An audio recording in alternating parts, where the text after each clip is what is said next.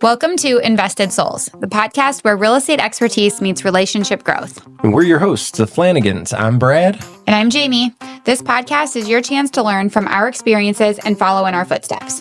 Whether you're an entrepreneur, investor, or real estate professional, we've got the insights and strategies to help you elevate your wealth and achieve financial freedom.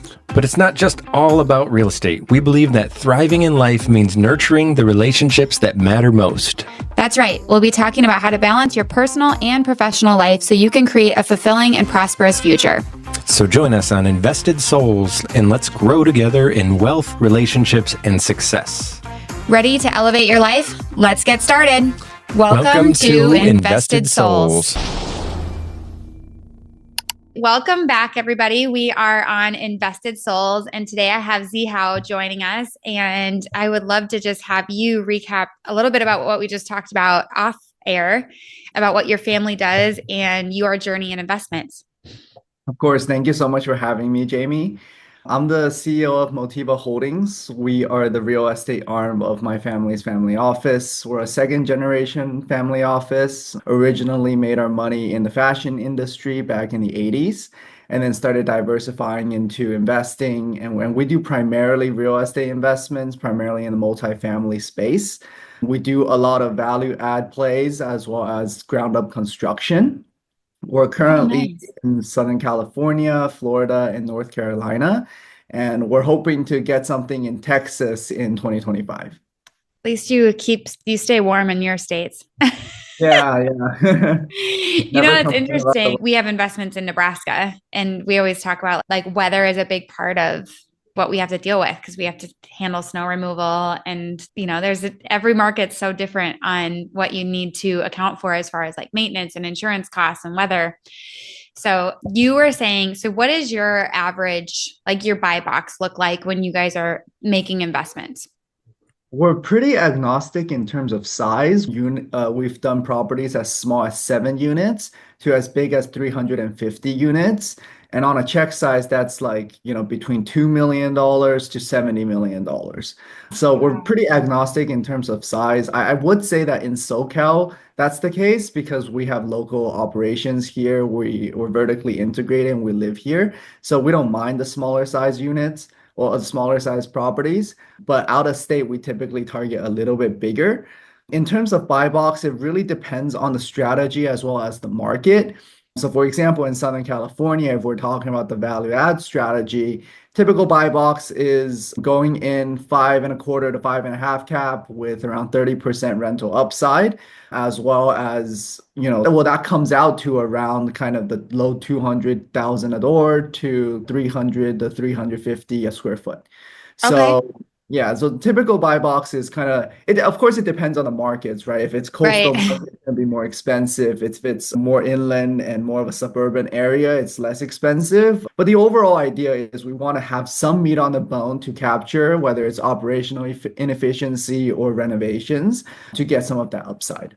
I love that. So something that we get asked a lot is we own pretty much 50% single families and 50% multifamily, much smaller portfolio. And the thing I get asked a lot is, what should I invest in, single family or multifamily? And so if you had that question being asked to you, what is your experience as far as a newer investor who's buying an apartment complex for the first time? Like, what advice would you give them? Well, I would say it depends on your goals, right? So like for multifamily, typically hold period is a little bit longer. You're thinking about kind of cash flow and appreciation. If you're doing a single family, I'm assuming it's more of a fix and flip and just, you can finish probably within 12 months on the single family side. For us as a family, we've always really stuck with the multifamily space just because it's a place where we can deploy capital at an efficient scale. We try to deploy enough capital where if it was in a single family, we'd really only be kind of buying mansions. So it doesn't always work that way. So just from a capital allocation perspective, for our family, we focus more on the commercial side of things. But I would say like for a new investor, you got to kind of take a lay of the land of what your advantages are, what you're good at doing, and then also kind of what your goals are. Yeah, the skill set that you hold as an individual or as a company is such an impactful piece of all of this. Are you a real estate agent or do you guys work with real estate agents? I am a real estate agent, but I never use my license. We always use brokers for deals. Oh, okay. So you're basically just holding a real estate license more for the benefit of being able to probably find deals. Or what's Well, the I primary? was young and thought about getting one, and I got one. So that Yeah, was that. But I think it's good in the sense that you do get a no lot of knowledge when you study for that real estate exam. I got started in real estate when I was 13, 14 years old. So I was kind yeah, of blank canvas taught by my parents. So from that perspective, having the outside sources to learn from was also beneficial when I studied. totally. Well, and that's so interesting because I think something that comes up a lot for real estate agents is how to leverage, right? How do we hire the right people? And we get so caught up in, I want to either take advantage of the commission, but then you get to a point in your career when that commission isn't actually that valuable, when you can actually be searching for like large multifamily where the actual income is so much greater and you're no longer shouldn't be a piece of that. You should have people who are really good at boots on the ground, seeking out opportunities. So it is fascinating. Like, just, I've come across a lot more people lately that are licensed, but they don't use, I mean, I personally work with investors that they're licensed, but our team represents them. So it's a pretty cool, just realizing like the leverage piece and plugging that in the right way. So when you're buying in these other states, how did you pick? Like I'm assuming you guys started in California. And then how did you expand out to, you said South Carolina and Florida, right? North Carolina and North Florida. Carolina. So how did you decide to expand out to those? And then what did that process look like? Well, it's really kind of where most of our friends wanted to go. We were talking with other family offices, and some people were like, okay, Southern California is great, but there are risks here, like rent control, like the regulations, et cetera, et cetera, et cetera. And then they were like, maybe let's try to go out together, do another state, right? And so we picked states that we felt that we would enjoy living in as well, right? So Yes. Florida, we really love Florida. We travel there all the time. And then for North Carolina, really we're focusing on the Research Triangle. So that's an area where we feel like has sustainable growth. And it's not something that's like a boom bust, anything like that. So we felt like it had enough economic drivers and an employment to really do sustainable growth. So yeah, but to answer your question, kind of like the expansion took off when we had conversations with other families and we're like, okay, so we have a lot of properties here in Southern California. We are very concentrated and we want to try to diversify geographically. Where do you think we should go? And that situation resonated with other families as well. So we just did research together, kind of bounced ideas off of each other, and then agreed on some places to go and then partnered and then went basically. That's amazing. So how long have you guys owned in those other states? Like when did that process start? So we started back in 2018, Okay. uh, owning those properties. We did exit some of those properties as well during the heights of the pandemic. So those were really, really good exits.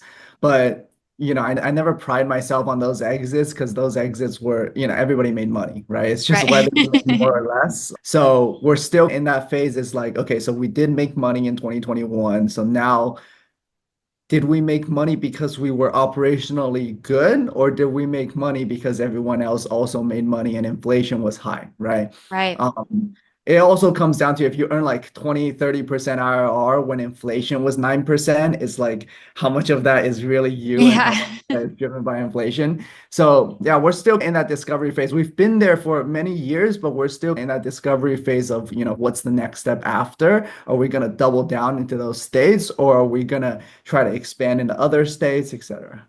Yeah, that's awesome. Well, we do the same thing with my real estate team too. We're like, okay, we all made a lot of money that year.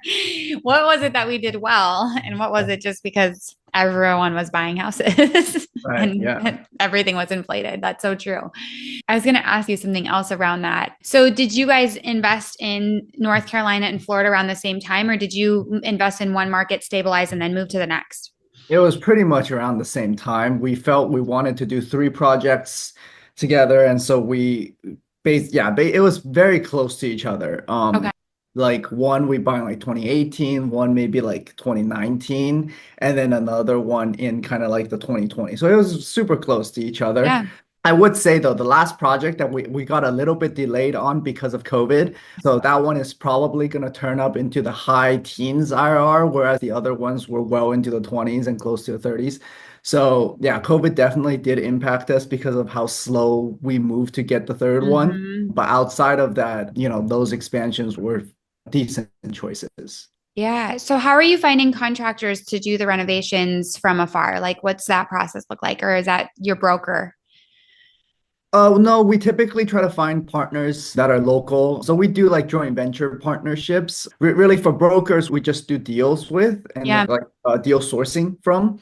But then in terms of the actual day-to-day, we typically like to rely on principals who are local to those states and who have more connections maybe on the operational side than a broker would, Yeah. Okay. Awesome. So you guys, when you're doing the renovations, that's all the local principal that's in the state is typically. navigating that, like getting bids and Yeah, typically, yes. And we do more of like the oversight and the asset management. okay. What is like when you purchase a new property, what is the stabilization period you think from going from that 5% to getting it to where you guys are feeling good about this is now stabilized? Like, is it a year, 3 years? Yeah, so it also depends on market. For example, in Southern California, when I was talking about like the 5% cap rate when we going in cap rate, if there's around 30% upside, we typically try to stabilize in year three. The reason for that is because California has rent control, so you can't randomly increase rents, even if, market rents increase as high as possible.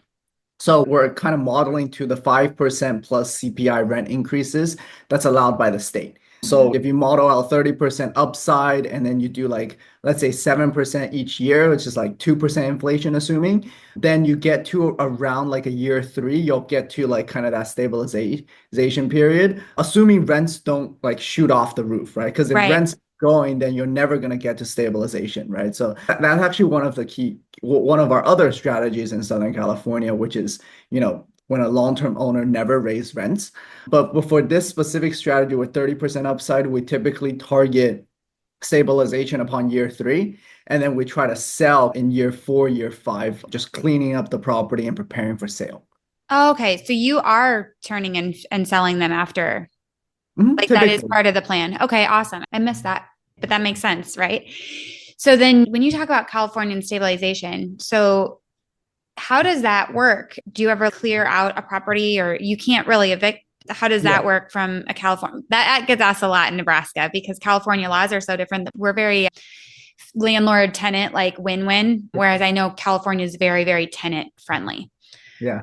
So this comes to my other strategy that I play in California, which is you find those properties that are super, super, super low rents, right? And that's a Mhm. result of, maybe a 30-year owner who's never raised rents. And, just by inflation, you're going to be way off, right, from market rents. So Mhm. one of the properties we bought last November, 44 units in Anaheim, around $9.5 million. The rents were 1,200 on average. So Market was low. around 22 to 23, basically. So there's an $1,000 gap, essentially. So 100% upside. And we bought it at a super low cap rate as well, right? Because it will never make sense on an underwriting for the value of the property if you place it at like a 5 cap, right? So we bought it at around a 2 cap. And the idea was to re-tenant the entire property, right? So we do substantial renovations, we pull permits, we do everything. And then we re-tenant the tenant base such that we go from 100% occupancy when we bought the building, but they were all at like 1,200 rents, down to 0% occupancy. And then we renovate it's not exactly down to 0% because we Yeah. don't do it all at once. We do it in stages, but basically like to 0% occupancy and then release up back to 100%. And those stabilization is much faster. We can get that done in a year, basically. So Okay. it's December now. It's pretty much been a year since we acquired, and we're pretty much at 97, 98% leased. And so it's been a year. We can do that quickly. Our team is really good at doing that. We actually started our business by doing that. That's awesome. So how many units was that? 44. Oh yeah. Okay. That's wow. That's really good to get those turned over that quickly. Yeah, so the strategy there is really buy at a 2 cap, push to like a 9 cap, and then sell back at around a 5.5 cap. Mm-hmm. Wow. So when you're relisting them, then are you like that's through normal broker channels, right? You're listing it with an agent, they're marketing the property. Awesome. Yeah, typically I don't really pick the agent though. I just give it back to the agent that I Have bought to the do. deal from for kind of for future deal flow purposes, Yeah, and for relationship purposes. So totally. That's pretty common, and even like for us, it's the same thing. We're like, hey, we've got this building and if you have a buyer, this is, or not if you have a buyer, but you'd like to have you market it. We've never put anything like formally on the market yet that we've owned. It's always been like, if you have a buyer, we would sell, but we're not like super motivated to sell any of our apartment complexes at the moment. What would you say? So you're second generation. So something like you were raised in the real estate world. What was that like? Like growing up. So if you were talking to somebody who has kids and they were getting their kids involved in this, what's something that like you remember from being a child that impacted you and how you perform today with your real estate business? well, I like the biggest advice and probably the most important one is you gotta start your kids early, in my opinion. Real estate isn't the kind of business where you need a lot of brain power, I would say. Like I don't think you need to be an Einstein to really understand real estate. Mm-hmm. You do need a good work ethic and be very detail oriented. I would say like a semi-middle schooler and like a PhD is kind of at the same level when it comes to house flipping. Yeah. Um, so yeah, so I got started when I was 13, 14 years old, around the middle school ages. I started on the property management side. My parents wanted me to get my hands dirty before doing anything cool on the computer. So I followed my property manager around and just shadowed what he did. And that goes from leasing to maintenance to renovations, kind of everything, right? From Yeah. accounting and everything. So that really taught me how to manage an apartment if I had to do it all by myself. That gave me the confidence to really run and lead an apartment project, right? And so the first Totally. one was very simple too. It was like 16 units in Pasadena, very local to me. I can drive to it. My parents can also drive me to it. It was very simple. And the goal was just to understand what real estate is, right? And Right. then also kind of give signals to them on whether I like real estate enough for it to make like an impact in my career later on in life, right? And I think that's also important. You can't force a kid to do X, Y, and Z. He Yeah. has to kind of like it in some ways. And I think, I really like real estate, so I like to stick with it. So yeah, start early. No need to do anything like fancy early on, Right. just very, very basics that never change for 200 years. And then, Isn't that the truth? yeah, yeah. So I think that's the biggest advice. We were playing Monopoly last night as a family, and we have a 15-year-old and a 10-year-old, and it's funny because my daughter, she's 15, and just like watching her like brain go, oh, like if I own all this, and her and Brad, my husband, going back and forth, it's like literally real life. Like Monopoly is like is built, and now we live it. Yeah. Oh, I was going to ask you any book recommendations. I always like to ask people what they're listening to podcast wise and what books they would recommend for our listeners. For me, I'm more of a podcast person, a books person. I did really like Rich Dad Poor Dad by Robert Kiyosaki. There are some other books. I'm also like Zero to One by Peter Thiel, Oh, I which is haven't read that. more of a venture book than a real estate Yeah. book. But yeah, I like the entrepreneurial and venture stuff that he talks about as well. And then on the podcast side, I like the Best Ever podcast. Is that what it's Oh, called now? yeah. The apartment syndication guys, Yeah, right? yeah, yeah, yeah, Yeah. yeah. I don't think it's called the Best Ever Podcast though. They changed their name recently. It's like the Best Ever CRE or something like that. But they're a very Okay. famous daily podcast show, like 20 minutes to 30 minutes a day.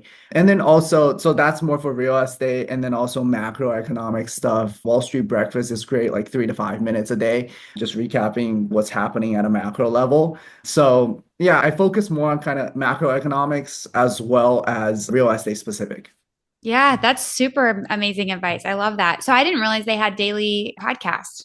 I need to. The Yeah. best ever. Yeah, that's pretty cool. Well, I so appreciate you coming on. And if anyone want to get in touch with you or help you grow your business, is there anything that you'd like to share? How they could get in contact with you if they have a great deal in Texas?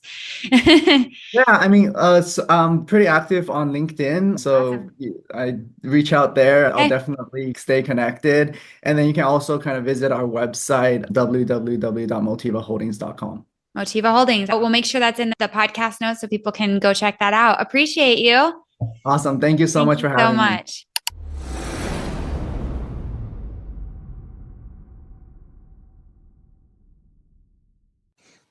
Thanks for tuning in to Invested Souls. We hope you found our insights valuable and feel inspired to elevate your real estate and relationship goals. If you enjoyed the episode, please subscribe, rate, and leave us a review. Your feedback means a lot to us. Follow us on social media for more tips and updates, or visit bradandjamieflanagan.com. And to find out more about our Real Estate Wealth Accelerator, don't hesitate to reach out. Until next time, keep investing in your future and nurturing your relationships. Thanks for listening to Invested Souls.